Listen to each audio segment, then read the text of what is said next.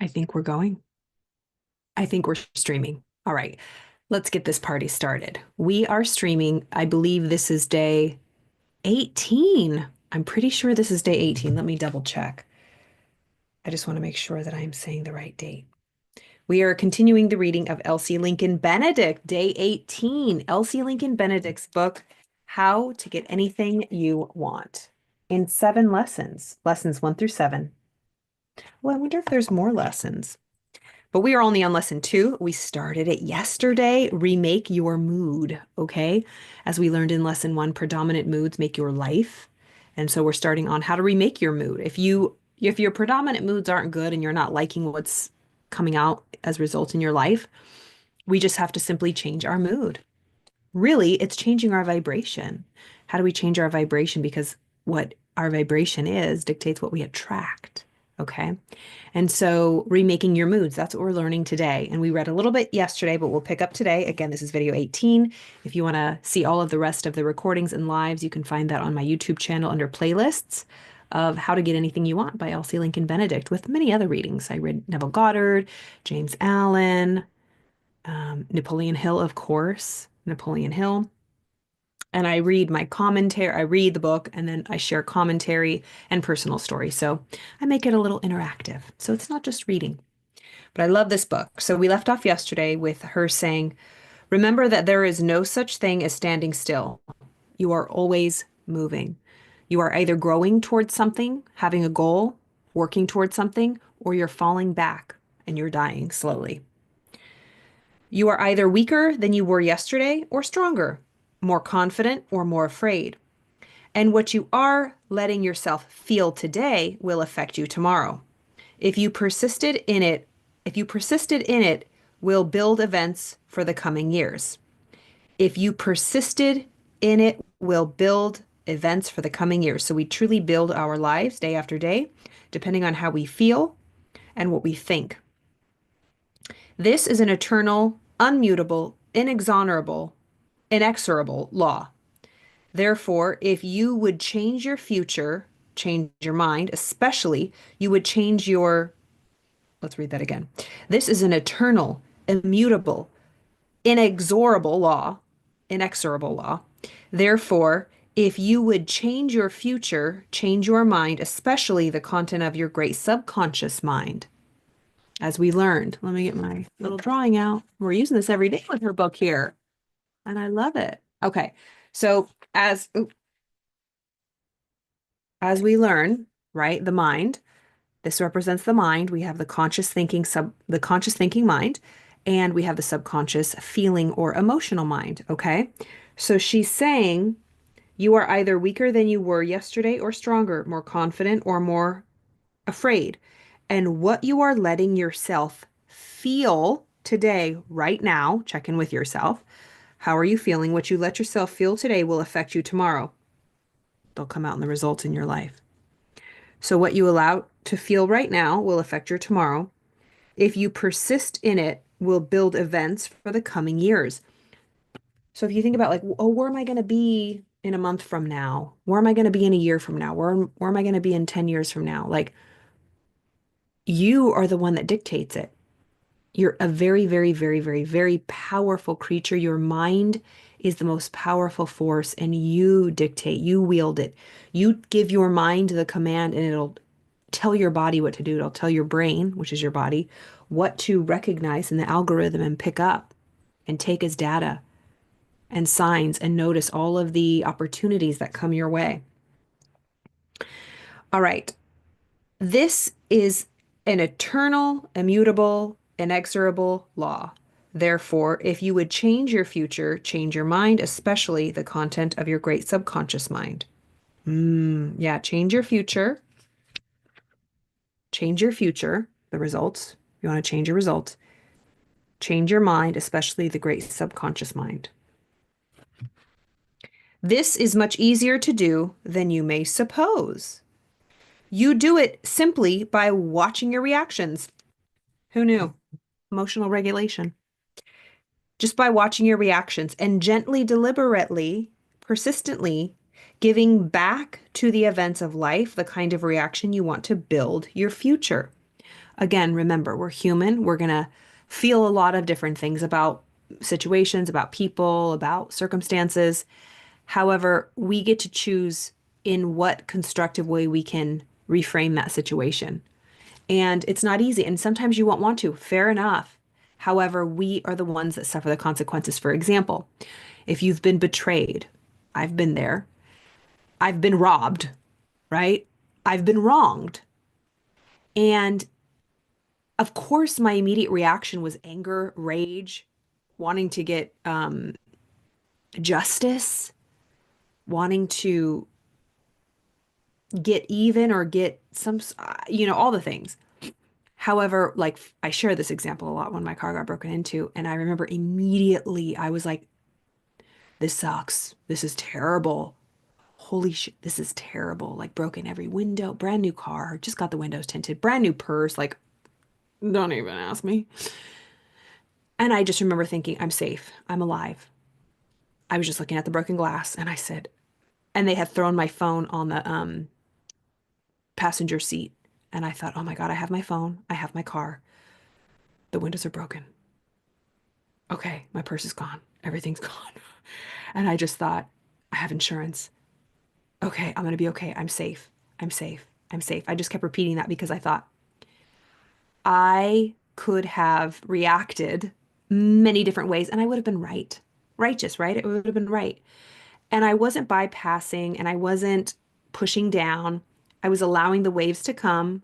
But immediately I asked myself, I checked in with my mood, watching your reactions, and gently, deliberately, persistently giving back to the events what I want to get out of them. So I thought right away, whoever busted in these windows was so desperate, right? It didn't make it okay. It didn't make me feel any better. But immediately I called a friend and I said, hey, you want to go shopping with me? I just wanted to like replace my compact and my lip gloss and like my daily thing so I wouldn't be without them because I knew if I was without them, I would be angry every time I reached for something and it wasn't there. I wanted to replace everything I could immediately. And I'm grateful that I was in a position that I could do so. Or I would have like replaced it in a way, like I would have made sure that basic needs were met, right? Because I didn't want to feel robbed again and again and again and again, always being reminded of what they took from me.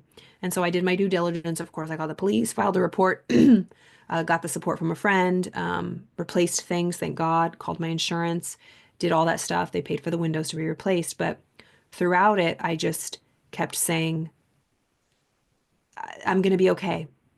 I'm going to be okay. I wasn't I wasn't angry like, "Oh my God, why did this happen to me?" It's like, "Why not? It's going to happen to somebody." Like, I didn't beat myself up like, "Why did I attract this?" Like, it's a lesson. I was so proud of myself about how I responded, and it was just one of those things where it would have been totally right for me to be angry and mad and complain and tell everybody I met, like, can you believe I got my, car broken into all my windows. And it was raining that day. Oh my God, I remember. It was so I used to work out, if you're familiar with this area of Los Angeles, and by the way, God bless everybody in Los Angeles right now. I am away from the fires right now, but my heart goes out to everybody out there. I just pray that these winds die down. I can hear them still. The winds are so strong. I don't even know what's going on. They're not Santa Anas. I don't know where they're coming from, but they are not helping this situation. So my heart goes out to everybody. Just be safe. Get out of the smoke. Don't be super, super cautious and reach out if you need help. Um, anyways, what was the point? It'll pop up like toast. Oh, about I used to work out in this area in Sherman Oaks, Orange Theory Fitness. Love me some OTF, Orange Theory Fitness, and it was at that Westfield Mall or whatever. It was like a strip mall, and they had that parking structure. It was in that parking structure that I got broken into. It got broken into in daylight, broad daylight, full parking lot, tinted windows. But it was my bad. I had one of those intuitive hits like, Carla, take your purse in. Because I used to just shove it under my passenger seat. You couldn't see it, I swear. I know, I'll never do that again. Anyways, so I asked for it in that sense of like, you can't be leaving things out for desperate people to break into. But anyways, regardless. Um, the next day, actually, I think it was a few weeks, maybe a couple months before, I had pulled up and there was this woman who the same thing had happened. She was leaving Orange Theory Fitness, I believe, and she was so mad. God bless her. She was so mad. I felt so bad for her. But she was like, I can't believe this. Like, she was in such shock, rightly so. She was in such shock that it happened to her. She like wanted to make other people feel bad, like because like people weren't like, oh my God, lady, I'm so sorry. We're like, do you want to call the police? And she's like, but you don't understand. Like, I'm like, your car got broken into, honey. Like, they ain't no which way about it. Like, no one's special. No one is free from burglary. But anyways, I just remember judging her a little bit, and then I was like, you know what, Carla, if that happened to you, you would want some grace. Cut to 2 months later, it happened to my ass. And I remember thinking about her. I said, I, God bless that woman. I said, I am I'm not free from this either. And I dealt with it, like I said, in a way that I was proud. But anyways, it was raining. Oh, I remember I had to drive home. It was like sprinkling. It wasn't too bad. And I had underground parking, thank God. So anyways, but the next day I was like, screw this. I'm going to my workout. And I parked out and I had like a trash bag or something, like a black trash bag blocking the window to like cover it. And this man, this angel man, said, hey, you want some help? And I said, yeah. And he looked like a construction worker or something. And he came over and he taped my window. He taped that on there like it was a second window. That shit didn't move for like a whole week until I got my my windows replaced. I mean, I was driving on the freeway. It was like nothing had happened. And that he was so, I said, thank you. He took time. He spent like 5 minutes taping that puppy up. I said, you are an angel. And I was just so grateful for like good people, right? But if I was angry and upset and I like was upset with the world and hated people, which I would have been right in that moment, right? I was bummed out. Someone broke into my window, but all these miracles, like little teeny tiny little micro miracles started happening. And I think that day, like I got a free juice from the next door. I don't know. It was just like I wasn't gonna let it, like I remain unmoved. I wasn't gonna let it affect my mood. And I tell that story so many times, but um it's things like that that this like mindset work, paying attention to your reactions, um, and how is it making you feel? Because you have a choice. You could very well feel angry, mad, and upset, and you would be right. But if you stay there and continue to give it life, it really affects you. And so if I were to have been mad and upset, the robber not only would have robbed me once, but robbed me again and again and again and again, of my energy and my experience of life. So it's not easy work and it's hard. And it's not, again, to bypass or push down what we're feeling. Feel the feels. They kept coming up in waves, right? But I just kept saying, I'm grateful I'm alive, like what if it was like at gunpoint? You know what I mean? Just it could have been so much worse. But it sucked all the less. I just let myself like cry and it was just really poopy, right? And let things go because they're just things and it was hard. So anyways, that's how she's saying. Just watch your reactions and gently, deliberately, persistently give back to the events of life the kind of reaction you would want to build in your future. So it's peace, forgiveness, grace, understanding, compassion, prayers for the person. Oh, and then months later, get this. Months later, I'm talking like 5 months later. Yeah, I was living in LA and she goes, and my mom at my home address where I grew up, my driver's license is still there. The address that was in that purse that got stolen. And this guy comes and knocks on the door, and my mom calls me. She goes, Carla, you'll never believe it. There was this cute young man. He was in a motorcycle. He had a motorcycle helmet, and he found your driver's license. And I asked him if he was single. Like my mom was trying to hook me up with this random guy who found my driver's license and delivered it to my house. What an angel. I was mortified. Nothing ever came from it, but who knows? Maybe he's watching. Thank you for returning my driver's license. But it was just a series of stories of just like God winks of how people are good, about how people are good, even though that bad situation happened. Like Napoleon Hill says, and there's an opportunity. I am at night, my contacts are so like foggy, I can't even see right here. Okay. Within every adversity, Every adversity, every disappointment, every heartbreak comes with it the seed of an equivalent benefit. I know that by heart, but I just wanted to make sure I got it right. Within every adversity, every heartbreak, anything bad that happens comes with it the seed of an equal benefit. But we have to look for it. It's a choice. All right. It is never what happens to you that counts, but how you take what happens to you. For strange as it may seem, it is never the events of your life, but the way you take them, which creates the moods that in the final analysis make your life. Let's read that again. For strange as it may seem, it is never the events of your life, but the way you take them, which creates the moods that in the final analysis make your life. Once the moods has set in, once the mood is set, it goes ahead of its own accord and builds out into your life the kinds of things that correspond to it. So again, it's like attracts like. So once your mood or your vibration is set, your moods, your feelings are your vibration. Once your vibration is set, it goes on to work for you and attract more of those things that are just like it. Therefore, to change your life for the better, it is absolutely essential that you change your predominant moods for the better. Let me read that in the context of vibration because these weren't words, and I'm sure she probably would if I were to sit her down and talk about it. Remember, emotions, energy and motion, the emotions you feel, sadness, happiness, gladness, joy, excitement, anxiety, it's like they all vibrate at a certain speed. Grief, sadness, anger is heavy, dense, low.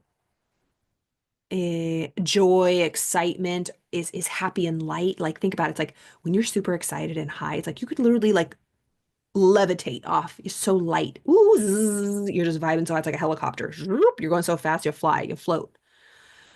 But when you feel like you've cement boots on, when you're depressed, when you're sad, when you're anxious, when you're worried, it's like a constricted, contracted sort of way. And the other one is like, wee, like I'm just like living life. So she's saying that once we, therefore, to change your life for the better, it is absolutely essential that you change your vibration. Okay. You change your vibration. How do you change your vibration? How do you change your moods? By your thinking, being vigilant, watching. What are you thinking? For example, when my car got broken into, of course this happens to me. People are losers. I hate people. And just hating that person who I don't even know, right? Hating the world. Those would be weed seeds. Those would set in. Those would be my vibration. That would be my mood. And that's what I would attract more of. Hails to the no. On the other hand, it's like being honest, right? Again, damn, this is shitty. I just got that purse. Oh my gosh. I just got this car. I just got these windows tinted. Oh my God. I was laughing at this point. I said, you gotta be kidding me. They broke every window. Every window. I mean, except the windshield in the back. Actually, they broke the driver, the passenger, and the back driver. They left the one right. And I was like, really? Every window? It was just, at that point, it was hilarious.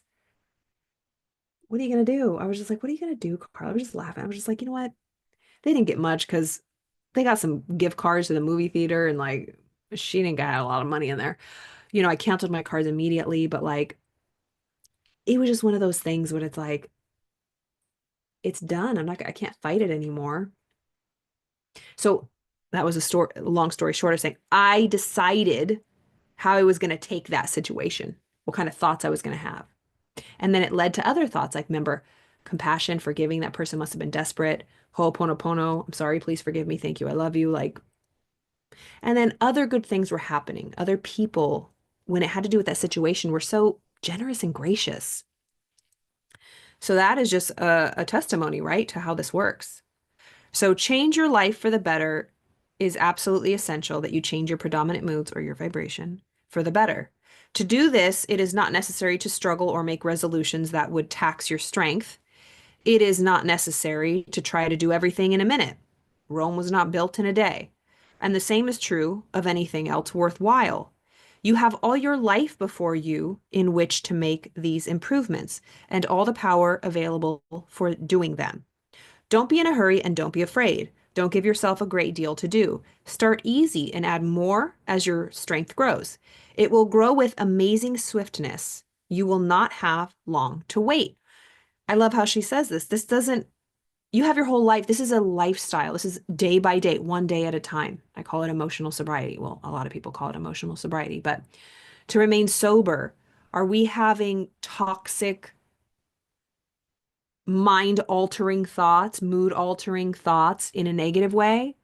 Or are we having sober thoughts that are keeping us grounded and sober and strong and in faith and in forgiveness and in love? So just think about every single thought you think matches with a chemical reaction in your body. And so we become chemically dependent on certain thoughts, anger, hate, resentment. We gossip about people. It makes us, it's like a synthetic power. We feel powerful. We feel like we're in control.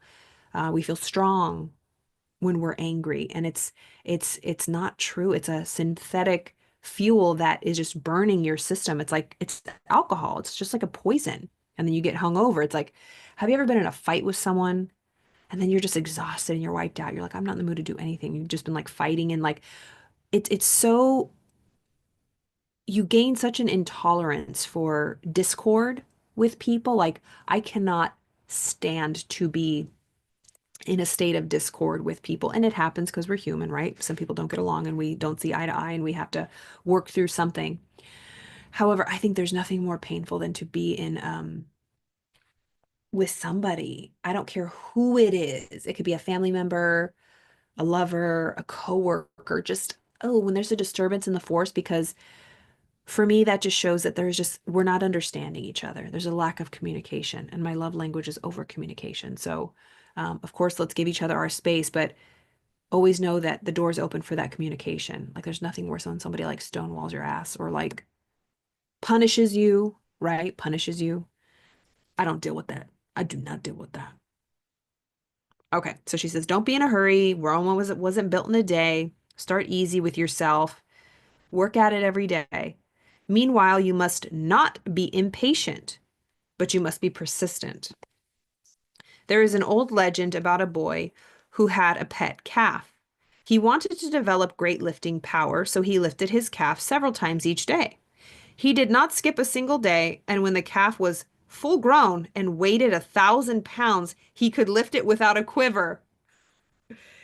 It is persistence, not intense effort, that plants and replants your subconscious. Yes, it's persistence, it's repetition. Repetition is the mother of learning. It's persistence, not intense effort, that plants and replants your subconscious. Just the gentle dropping of thought seeds into the soil. Look at her. So again, this is your subconscious mind, or your mind, your conscious and subconscious mind. Your thoughts are seeds. This is a soil. Where do I have? I have my soil one. Where is my soil? Here we go. So this is the mind, conscious thinking, the seeds, you think, and then the soil, and then you get your fruit. So what she's saying is persistence. Meanwhile, don't be impatient.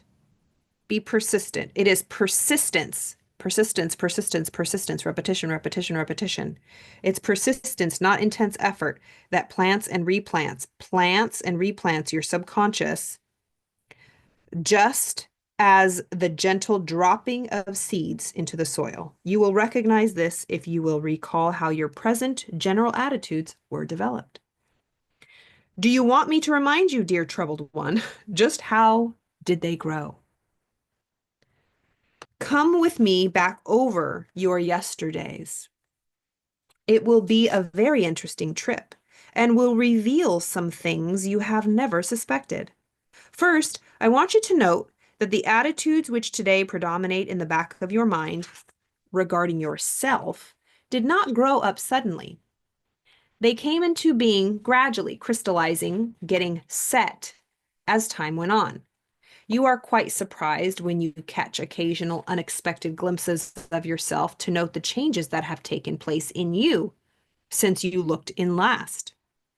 These changes, for better or worse, are going on every moment within us, as definitely and uninterruptedly as the physical growth of a child.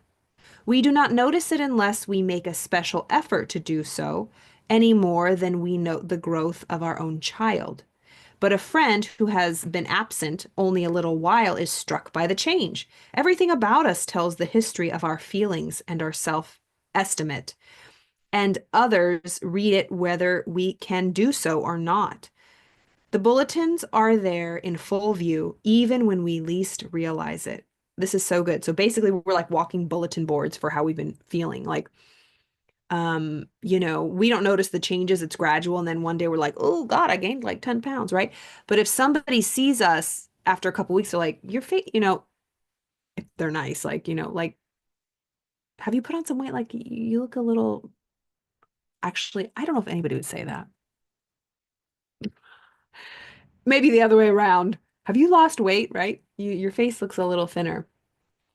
But maybe you just look a little lethargic or less energetic. You know, oh my God, I remember one time it was in my theater class and oh my God, I will never forget Gino, this guy Gino, he was an Italian guy, he was hilarious.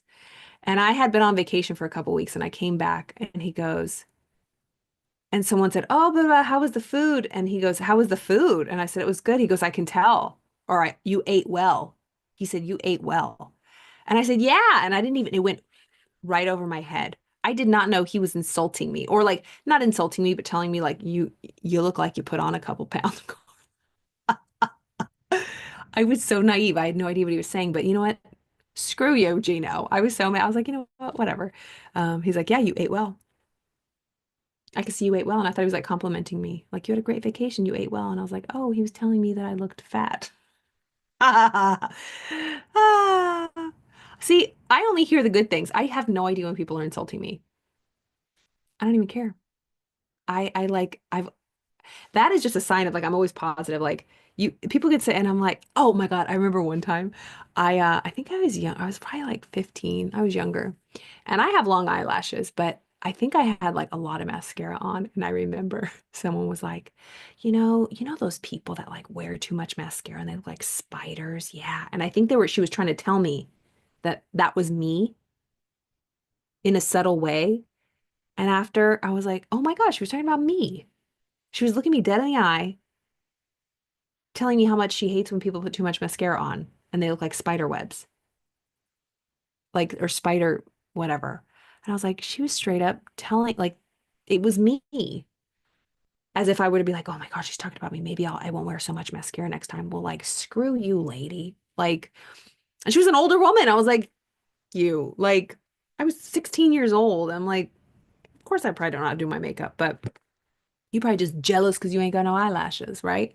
But it was just so funny. And I didn't know. I was like, yeah. I had no idea what she was saying. It was until after I was like, she was totally calling me out, you know? That's hilarious. People are funny. All right, let's just finish this up here. So she's saying, what puts them there?